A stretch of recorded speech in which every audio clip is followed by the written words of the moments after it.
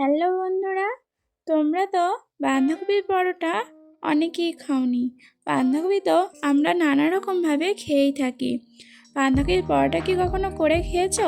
এতটা যে সহজভাবে বাঁধাকপির পরোটা করা যায় আর এতটাই যে সুস্বাদু খেতে, সেটা চিন্তা করার বাইরে। তো হ্যালো বন্ধুরা, welcome back to my new video. তোমাদের ফুড বাঙালিতে আরও একবার ওয়েলকাম। তো তোমাদেরকে আমি আজকে দেখাবো খুব কম টাইমে বাঁধাকপির তোমরা পরোটা করতে পারবে। খুবই সুন্দর একটা রেসিপি, তোমরা ফুল ভিডিওটা দেখতে থাকো। তাহলে স্টার্ট করা যাক। তো আমি প্রথমে ছোটো ছোটো পিস করে বাঁধাকপিটা কেটে নিয়েছিলাম।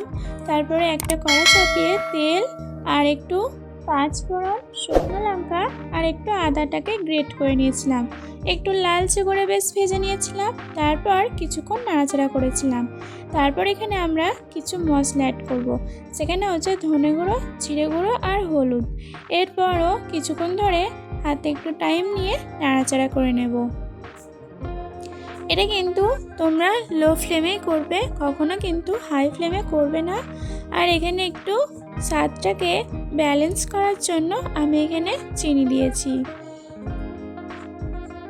তারপরও কিছুক্ষণ ধরে কিন্তু নাড়াচাড়া করেছি।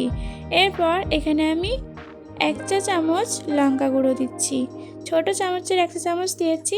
তোমরা যদি ভাবো যে ঝাল দেবে না, তাহলে এটা স্কিপ করে যেতে পারো। তারপরে দিয়েছি পরিমাণ মতো নুন। এরপরও কিছুক্ষণ ধরে নাড়াচাড়া করে নিয়েছি। এরপর কিন্তু আমি 20 মিনিট মতন লো ফ্লেমে ঢাকা দিয়ে রেখে দেব।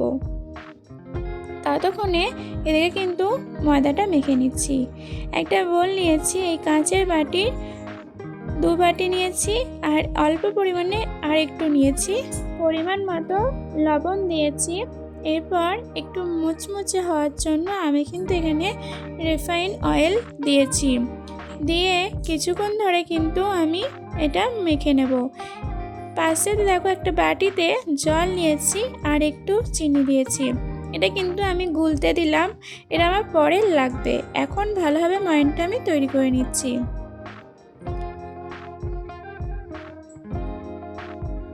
এরপর দেখো ওই যে জলটা করে রেখেছিলাম, সেটা কিন্তু হাত দিয়ে একটু নাড়িয়ে আমি কিন্তু দিয়ে দিচ্ছি।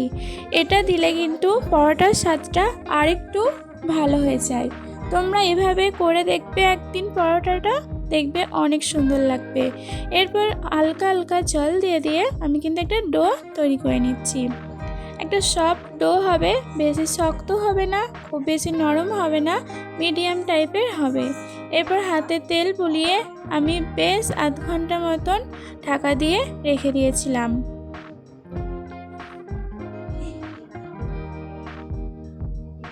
ততক্ষণে পাশের একটা প্যান চাপে দিয়েছি, আমি কিছু ভাজা মশলা অ্যাড করব। তো দেখো এখানে নিয়েছি শুকনো লঙ্কা, তারপরে নিয়েছি জিরে, ধনে আর মৌরি। আর তোমরা যদি দিতে পারো গোলমরিচও দেবে। আমি এখানে গোলমরিচটাও দিয়েছি, গোলমরিচটা দিলে খেতে আরও ভালো হবে। আর দিয়েছি আমি এখানে দারচিনি। তো ভাজা হয়ে গেছে আমার। এরপরে দেখো ওই যে ওই কড়াইতে ঢাকা দিয়ে রেখেছিলাম, এরপর ওই আলুটা সিদ্ধ করে রেখেছিলাম, আলুটা কিন্তু আমি এরপর ম্যাশ করে হাতে করে দিয়ে দিচ্ছি।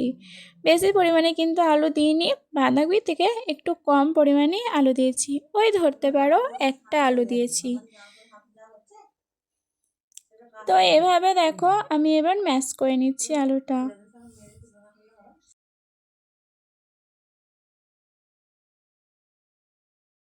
এরপর ওই যে ভেজে রাখা মশলাটা কিন্তু আমি দিয়ে দিচ্ছি। তারপর আরও কিছুক্ষণ নাড়াচাড়া করে নিয়েছি, তখনও কিন্তু গ্যাসের ফ্লেমটা লোয়েতেই রাখবে। এরপর কিছুটা পরিমাণে ধনেপাতা দিয়ে দিচ্ছি। আর একটু নাড়াচাড়া করে আমি কিন্তু এরপর নামিয়ে নিচ্ছি। আমার কিন্তু 30 মিনিট ময়দাটা মাখা কমপ্লিট হয়ে গেছে। এরপর দেখো কত নরম হয়েছে, তোমরা নিশ্চয়ই দেখে বুঝতেই পারছো। এরপর হাতে লেচি কেটে আমি কিন্তু বেলে নেব। আমার ওই 8-9টার মতো হয়েছে। 2.5 কাপ ময়দাতে আমার 8-9টা লেচি হয়েছে। তো দেখো খানিকটা বিলে আমি একটু গাবের মতন করে পুরটা কিন্তু ভরে দিচ্ছি। পুরটা ভরে কিন্তু আমি এভাবে মুখটা কিন্তু বন্ধ করে দিচ্ছি।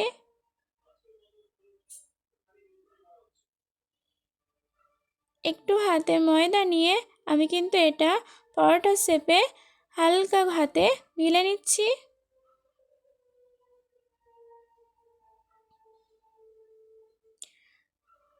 আমি কিন্তু আগে থেকেই তাওয়াটা কিন্তু গরম করতে দিয়েছিলাম, এরপর তাওয়াতে দিয়ে দিচ্ছি।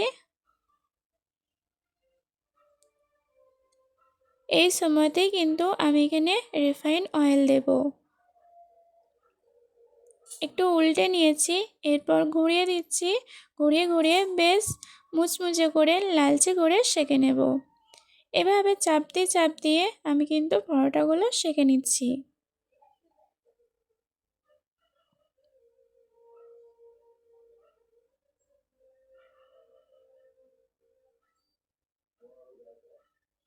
সেম টু সেমভাবে আরেকটা কিন্তু পরোটা আমি এভাবেই করে নিচ্ছি।